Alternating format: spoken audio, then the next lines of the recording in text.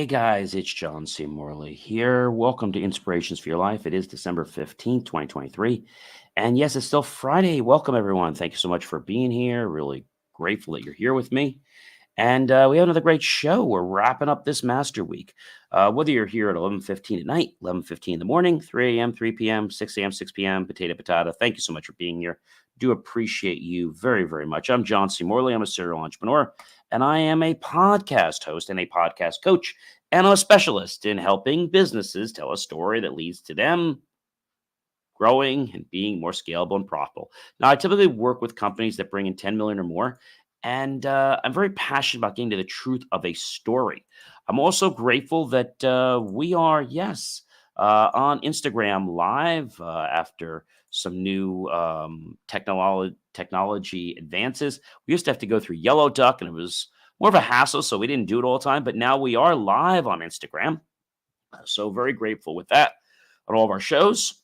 And so thank you so much. And then the show gets posted later on after we go live. So great stuff here. And I do want to thank you again for being here. And let's get right into the show, shall we? All right. So our show tonight is about Strategic Symphony, Mastering Top-Down versus Bottom-Up Approaches, Series 2, means we're in the second year, Show 50, Episode number 7. So we have been talking a lot, ladies and gentlemen, about uh, you know this concept, and a lot of you might be saying, "John, I don't get it."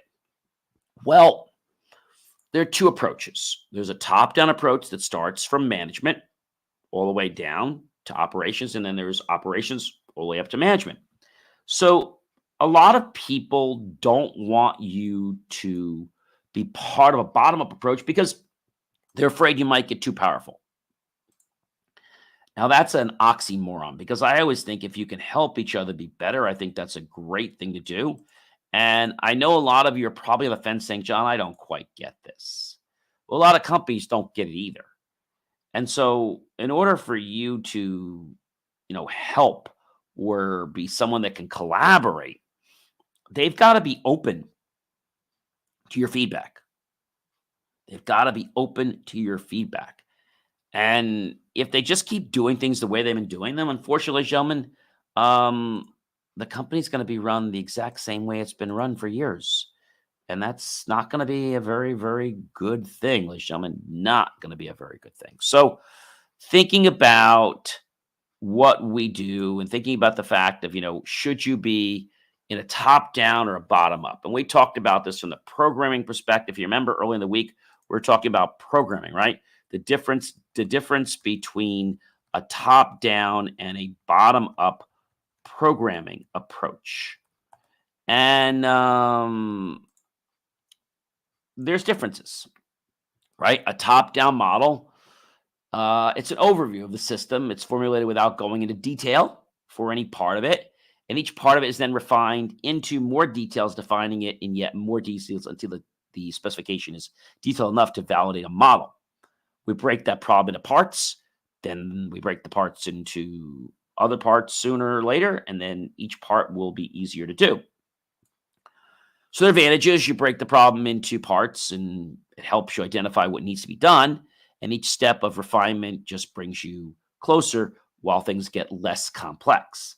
Parts of the solution turn out to be reusable, which is great for modular coding, and we can break problems into parts, allowing more than one person to solve the problem or to use the code for different applications.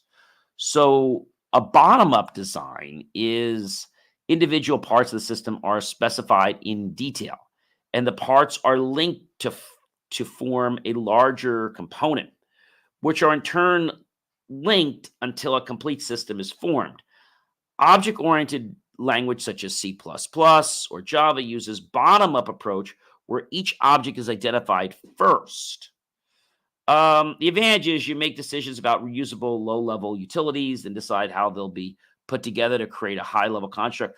I like to say that you can use a little bit of both. I think there can be both implemented. When we talk about top-down, we focus on breaking up the problem into smaller parts. In the bottom-up, we solve smaller problems and integrate it as a whole and complete the solution. Okay. So the top is that we focus on breaking up the problem into smaller parts. And a bottom approach, we solve smaller problems and integrate it as a whole. All right. So when we talk about top down, it's used by structured programming languages such as COBOL, Fortran, C++, C, right? In a bottom up, it's used by object-oriented programming languages such as C++, C Sharp, and Python. Okay. I think the biggest challenge for a lot of people is they get stuck on the cons. Okay. So the pros of a top-down approach for software is it's easier isolation of interface errors. It benefits in case errors occur toward the top of the program. Defects in design get detected early and can be corrected as an early working module of the program when it's available. And the pros of the bottom up approach is it's easy to create, test conditions, test results are easy to observe. It's suited well if defects occur at the bottom of the program. And the cons of top. Well, it's difficult observing the output of test cases. Stub writing is a little critical as it leads to setting up the output parameters when the stubs are located far from the top. Choosing test cases and design stubs becomes more challenging. The cons of the bottom-up approach is that there's no representation of the working model. Once several models have been constructed, there's no existence of the program as an entity without the addition of the last module. And from a partially integrated system, the test engineers can observe system-level functions. So I think that can be a very, very big problem. But when we think about top-down and management, right? Like we think about a financial company, right? They're all top-down. They set the rules at the top. They set how everything's going to go.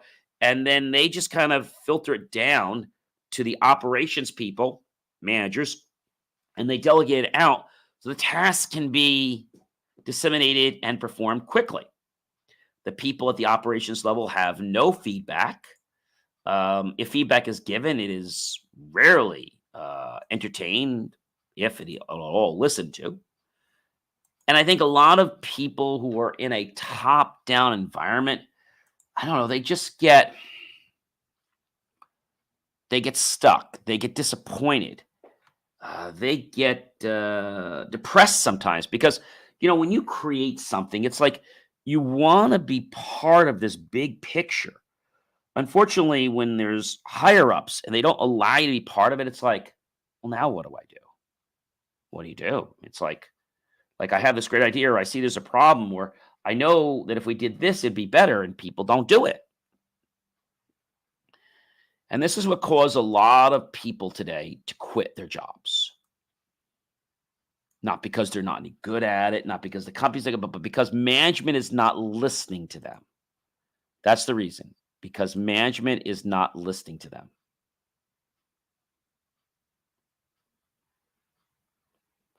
That's an interesting thing, right?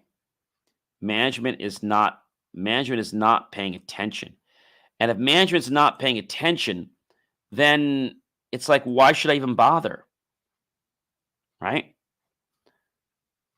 When we implement a bottom-up approach, the people involved, let's take a logistics company that's shipping out some parts. And if we do a bottom-up approach, the day-to-day issues, problems, and challenges can get relayed to management and all the way up to C-level executives. And they're like, oh, wait a minute. Yeah, we are wasting a lot of money. We are wasting a lot of resources. How can we combat this? How can we do a better job? And what they're realizing is that they're getting a very priceless education from people that are in the field, their employees, their staff, their contractors. All right. And you might be on the fence right now saying, hey, John, I don't have a choice. My company says this is how I have to be. I get it. And you have to make a choice too. Is it something you want to be? Do you want to be in a company where you can't give input? I think that's one of the worst things. Now, if you're working on something that's part-time and it's not a full-time thing, I get it. Or if you're doing something short-term, I get it. But if you can't give what it is that you want, if you can't make an impact in what you're doing, then why the heck are you even doing it? Like, okay, people say, well, gee, for a paycheck. I get that. But there's only so long that that works. Like, that doesn't work forever. Unfortunately, gentlemen, it does not work forever. And you might be saying to me, John, well, it'll work for now. Yeah, but you know what happens? You get upset or you get frustrated because, see, nobody wants to see the picture the way you're trying to present it to them. No one. No one wants to see that picture. And if no one wants to see that picture, then I feel there's a major problem. And the problem is all about communication. A lot of people think that they know everything. We have to be humble and open to the fact that maybe we don't know everything. And maybe there are things for us to learn, right? Again, we talked about programming, but what about, top down and bottom up management styles, right? What about that? Well, both leadership styles can help a manager manage a team, but I argue that you need both. There are some disciplines that need a top down approach. For example, maybe there's security, maybe there's compliance, and maybe that has to come from a top, and those have to follow those T's and those I's being dotted, right? But when it comes to maybe client services, we have to do something a certain way. Now we can understand that, well, I'm not the one dealing with the customer. I'm not the one involved in the process. I'm not that one. And because I'm not that one, I'm not suited to give feedback on it. Managers look at one thing. They look at production and they look at the ROI, the return on investment, because that's what their management and boss does. Let's say you work for a company and, it could be service, it could be tech, it could be anything. And you use a ticket system to resolve what it is you're doing. It could be graphic design, it could be anything.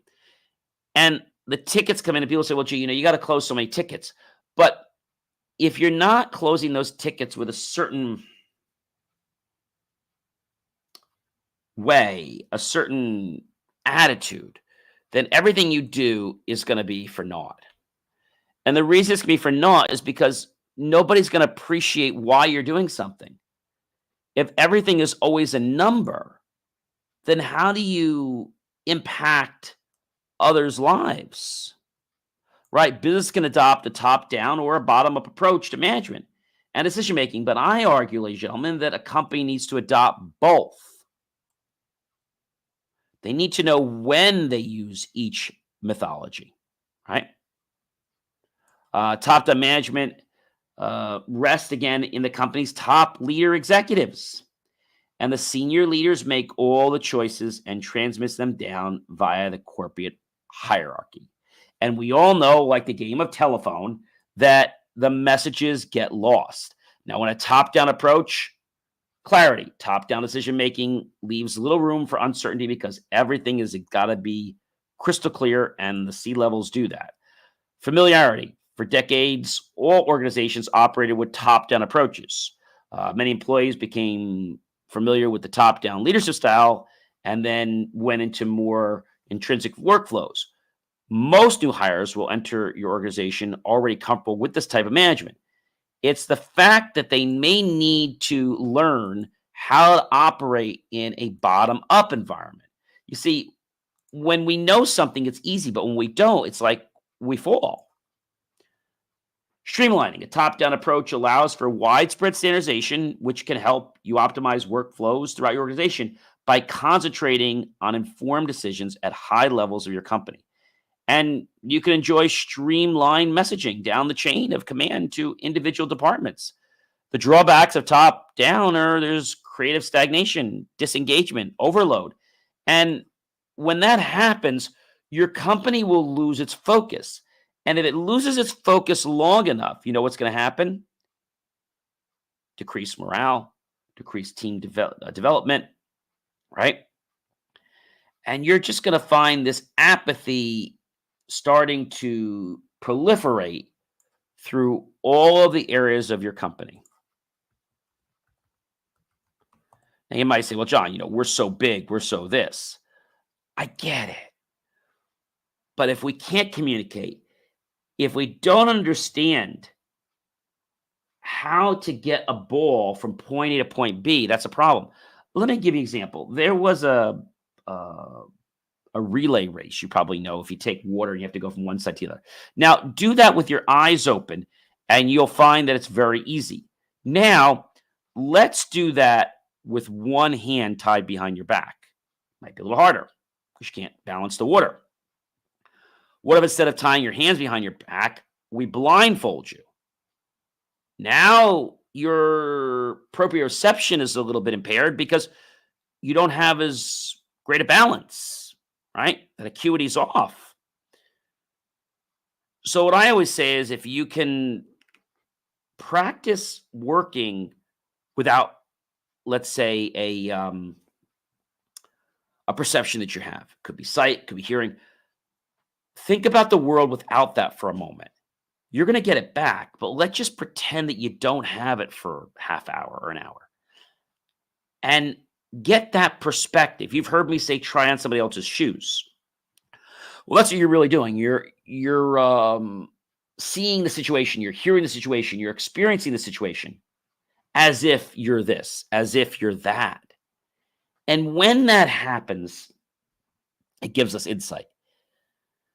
I'll give you an example. There once was a person I knew that was building a home. Actually, it was an office building. And he was, told he had to do all these things for compliance. He says, I'm not spending all that money. He wasn't going to do all this stuff for handicap. And then what happened is someone in his family temporarily became incapacitated. Now, not permanently, but they broke a leg and now they were in a wheelchair. And it was his son. And when this happened, he didn't realize how crippled he was and how if these little accommodations would have been done,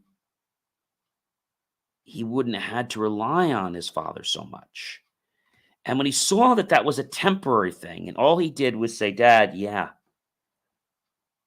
I'm going to be out of the cast in a few months. But there's some people that are like this for life. That sunk into his father.